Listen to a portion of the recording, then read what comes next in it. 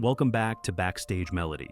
Imagine building one of the most legendary rock bands in history, only to have it torn apart by ego, fame, and power struggles. This is the story of David Gilmour, the quiet genius who not only saved Pink Floyd from collapse, but also transformed it into a global phenomenon, all while battling for its very name. The boy who found his voice in six strings. David Gilmour's story begins in Cambridge, England, in a household of intellectual curiosity and liberal values. His father, Douglas, was a zoologist, while his mother, Sylvia, was both a teacher and a film editor. The Gilmour home was full of ideas and creativity, but nothing could prepare them for their son's obsession with music. From an early age, Gilmour gravitated toward the guitar, not as a theoretical pursuit, but as a form of pure emotional expression. While formal schooling at the Perse School left him uninspired, he found real education in his bedroom, painstakingly learning solos from artists like Lead Belly, Bill Haley, and the Everly Brothers. His first guitar, a Tatay acoustic, was a gift from his parents. Before long, he upgraded to a Höfner Club 60 electric guitar, his true companion. With an amplifier that could barely hold up to his experiments, Gilmour spent countless hours trying to replicate the sounds he heard on records. His parents were puzzled, but tolerant of the constant noise. But Gilmour wasn't just learning notes, he was shaping a voice. Every bend, every sustain, every tone was an exploration of who he was as an artist. And while his parents didn't fully grasp his passion, they unknowingly gave him the freedom to create the sound that would one day define Pink Floyd. Cambridge connections. Cambridge was more than just home. It was a breeding ground for the early seeds of Pink Floyd. During his teenage years, Gilmour met Syd Barrett, a wildly creative force with a knack for writing eccentric psychedelic songs. The two spent lunch breaks trading riffs, hitchhiked through Europe together, and even busked on the streets of southern France to make ends meet. While Barrett's style was untamed and visionary, Gilmour's was technical and disciplined. This contrast created a dynamic bond between them, but their paths diverged when Barrett co-founded Pink Floyd in London, while Gilmour stayed behind, refining his guitar work with local bands like Joker's Wild. Barrett quickly became the face of Pink Floyd, known for his surreal lyrics and groundbreaking guitar work. Yet fame and LSD began to erode his stability. By the time See Emily Play hit the charts, Barrett's behavior had become erratic, so much so that the band knew they needed a solution if they were to survive. That solution was David Gilmour. David Gilmour's entry into Pink Floyd was not just a lineup change. It was an act of survival for a band on the edge of collapse. Syd Barrett, once the creative heart of Pink Floyd, had become increasingly unpredictable due to drug use and mental health struggles. His erratic behavior on stage, sometimes strumming a single chord for the entire set, or standing motionless, staring into the crowd, made live performances impossible. The band needed a lifeline, and that lifeline was Gilmour. At first, the plan seemed simple. Gilmour would join as a fifth member, quietly filling in for Barrett when he couldn't perform. For a few surreal gigs, both Syd and David shared the stage, one a fading comet, the other a rising star. Gilmour recalled the discomfort of watching Barrett on stage, guitar hanging limp, his once brilliant eyes now glazed and vacant. It was shocking to see him like that, Gilmour later admitted. The situation quickly became untenable. The turning point came one night when the band, on their way to a gig, simply decided not to pick Barrett up. Without ceremony or drama, Pink Floyd moved forward. Gilmour was now not only their lead guitarist, but also their new emotional center, a role he would embrace with quiet strength and unmatched musicality. With Syd Barrett gone, Pink Floyd faced a daunting challenge: reinvent themselves without the quirky genius who had defined their early sound. The lineup, David Gilmour, Roger Waters, Nick Mason, and Rick Wright, had to find a new creative identity. It was during this transformative period that Gilmour's unique guitar style began to shape the band's future. Unlike many rock guitarists of the era, Gilmour wasn't interested in speed or technical showmanship. His focus was on tone, melody, and emotional storytelling. Every note he played had weight and purpose. He began experimenting with guitar effects, most notably delay, echo, and reverb, to create expansive, atmospheric soundscapes. This approach gave Pink Floyd a sonic depth that felt cinematic and otherworldly, setting them apart from their contemporaries. The band's experimental soundtracks for films like More, 1969, and Obscured by Clouds, 1972, became laboratories for these sonic explorations. These projects, though less commercially successful, allowed Gilmour and the band to push boundaries, blending blues, progressive rock, and avant-garde textures into something wholly unique. This creative evolution culminated in Metal, 1971, particularly with the 23-minute masterpiece Echoes. The track was a bold statement of what the band could achieve as a collective. Gilmour's haunting slide guitar, drenched in delay, weaves seamlessly with Rick Wright's keyboards, Roger Waters' bass, and Nick Mason's understated but precise drumming. The interplay of instruments created an emotional journey that moved from delicate whispers to thunderous crescendos. In Echoes, Gilmour showcased a guitar style that wasn't just about playing notes, but about creating a landscape, a sound that felt vast and alive. This was the blueprint for what would later become the definitive Pink Floyd sound: atmospheric, immersive, and deeply emotive. The band had found their new voice, and Gilmour's guitar was at its core.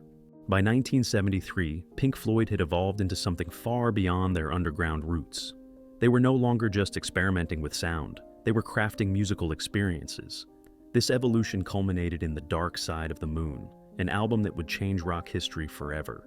Recorded at the legendary Abbey Road Studios, the band poured every ounce of creativity into the project, blending progressive rock with conceptual depth and cutting-edge studio techniques. David Gilmour's contributions were central to the album's soul. His ethereal, multi-tracked vocals on Breathe gave the song a dreamlike quality, while his explosive solo on Time, perfectly structured and emotionally charged, remains one of the most iconic guitar moments in history. Gilmour's duet with Claire Torrey on The Great Gig in the Sky was an unexpected masterpiece. Torrey's wordless wails, paired with Gilmour's soulful guitar fills, created a transcendent moment that still resonates with listeners. The album's success was unprecedented. The Dark Side of the Moon stayed on the Billboard charts for over 15 years, transforming Pink Floyd from cult favorites into global superstars. For Gilmour, it was validation of his role as the band's melodic architect, his guitar and voice now inseparable from the band's identity. After the monumental success of The Dark Side of the Moon, Pink Floyd stood at a crossroads. How do you follow an album that defines a generation? The band was grappling with fame, creative pressures, and a lingering sense of loss. The absence of Syd Barrett, their original creative spark, still loomed like a ghost over every note they played. It was this mix of nostalgia, grief, and creative evolution that gave birth to Wish You Were Here in 1975. The album was not just music, it was a deeply personal message, a love letter to the band's lost friend, and a critique of the music industry's hollow machinery. David Gilmour's influence on the record was profound. His guitar work set the emotional tone for the entire album. The opening track, Shine On You Crazy Diamond, is a 9-part epic that begins with 4 of the most iconic notes ever played on an electric guitar. Simple yet haunting, this 4-note motif was Gilmour's way of capturing both the brilliance and the tragedy of Barrett's life. It wasn't flashy or technical, it was pure emotion, and that's what made it unforgettable. The recording sessions were both inspired and unsettling. Midway through the album's production, a heavy-set man with shaved eyebrows and a blank expression walked into Abbey Road Studios. At first, no one recognized him. It was Syd Barrett. He was unwell, both physically and mentally, and completely unrecognizable from the vibrant young man who once fronted the band. Gilmour and the rest of the band were devastated. They later admitted that the song Shine On You Crazy Diamond, already written, felt like a prophecy fulfilled when Barrett showed up that day. The encounter was heartbreaking and left the band shaken to their core. But Wish You Were Here wasn't just about Barrett. It was also about the band's struggle to find meaning in their sudden fame.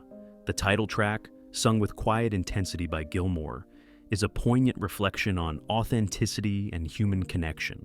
His acoustic guitar intro, combined with his yearning vocals, made it one of the most loved songs in Pink Floyd's catalog. While the album was another commercial triumph, it also marked a subtle shift within the band. Roger Waters' conceptual ideas were becoming more dominant, while Gilmour's role as the musical architect was crucial in shaping the sound. The tension between vision and melody would soon define their next projects, for better and worse. By the late 1970s, Pink Floyd was at the peak of its fame, but internally, the band was falling apart. The stadium tours that once felt exhilarating now felt alienating, especially to Roger Waters, who believed the massive shows had created a barrier between the band and their audience. His frustration would become the foundation for the band's most ambitious project yet, The Wall. Waters envisioned a rock opera, a dark and deeply personal story about isolation, fame, and mental breakdown. Initially, Gilmour was hesitant about the concept. He had always preferred letting the music speak for itself, rather than being tied to a narrative. But once he heard the raw power of Waters' ideas, he understood the potential. He stepped into the role of producer, arranger, and musical anchor, determined to ensure that the music was as compelling as the story. Gilmour's contribution to The Wall cannot be overstated. While Waters wrote most of the lyrics, it was Gilmour's musical sensibility that gave the album its emotional depth.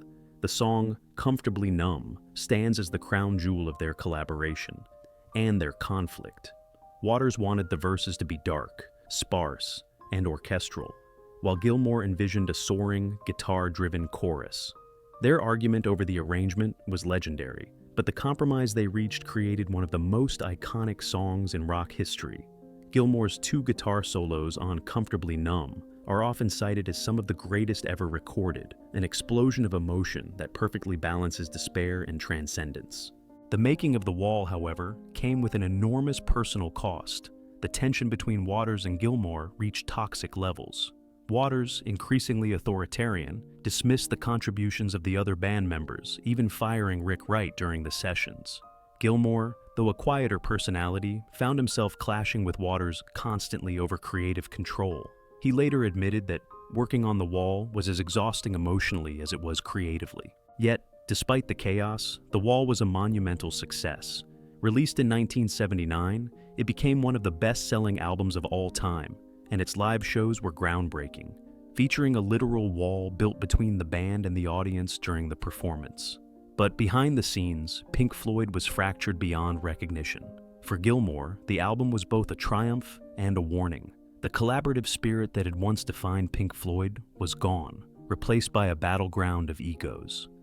After the massive success of The Wall, Pink Floyd was no longer a band of equals. It was Roger Waters' vision, with everyone else following his lead. David Gilmour, though integral to the sound and emotional heart of Pink Floyd, found himself sidelined. This imbalance reached a breaking point during the making of the final cut in 1983. Originally intended to be a soundtrack to the film The Wall, the project morphed into a deeply political and personal statement from Waters, focusing on war, loss, and Thatcher-era Britain. For Gilmour, the experience was frustrating and disheartening. He openly criticized the album, saying that much of the material wasn't strong enough and lacked the musicality that defined Pink Floyd's earlier work. "There are maybe 3 good songs," Gilmour later remarked, "but the rest is weak." His attempts to contribute new material were repeatedly dismissed, and he felt more like a hired session musician than a creative partner. The recording sessions were marked by tension, with Waters often dictating every detail, leaving little room for collaboration. By the time the album was finished, Waters had decided that Pink Floyd was over. He announced his departure in 1985, believing the band couldn't continue without his conceptual leadership. But Gilmour refused to let the legacy die. He argued that Pink Floyd's identity was not just Waters' vision, it was also his own voice, his guitar, and the contributions of Nick Mason and Rick Wright. A bitter legal battle erupted when Waters tried to dissolve the Pink Floyd name, claiming it should retire with him. Gilmour and Mason fought back, determined to keep the band alive.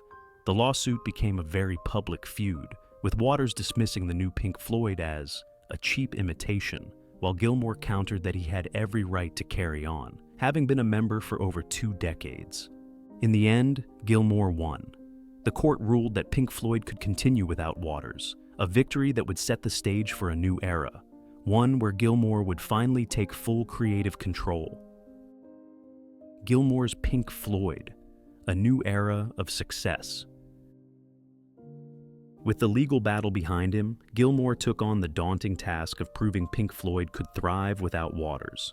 The result was A Momentary Lapse of Reason, 1987, an album that bore the hallmarks of the 1980s but still carried the unmistakable Floyd DNA: atmospheric soundscapes, introspective lyrics, and Gilmour's soaring guitar work. The album's success was staggering. The single "Learning to Fly" became a worldwide hit, and the subsequent tour turned Pink Floyd into the biggest live act on the planet. Critics who doubted Gilmour's leadership were silenced. Gilmour's next project with the band, The Division Bell, 1994, brought keyboardist Rick Wright back as a full partner. The album was a return to a more classic Pink Floyd sound, with expansive instrumentals and themes of communication and division. Songs like High Hopes showcased Gilmour's emotional songwriting and some of his most iconic guitar solos. The Division Bell tour was a massive success, captured in the live album Pulse. Pink Floyd was no longer just surviving. It was thriving under Gilmour's quiet but determined leadership.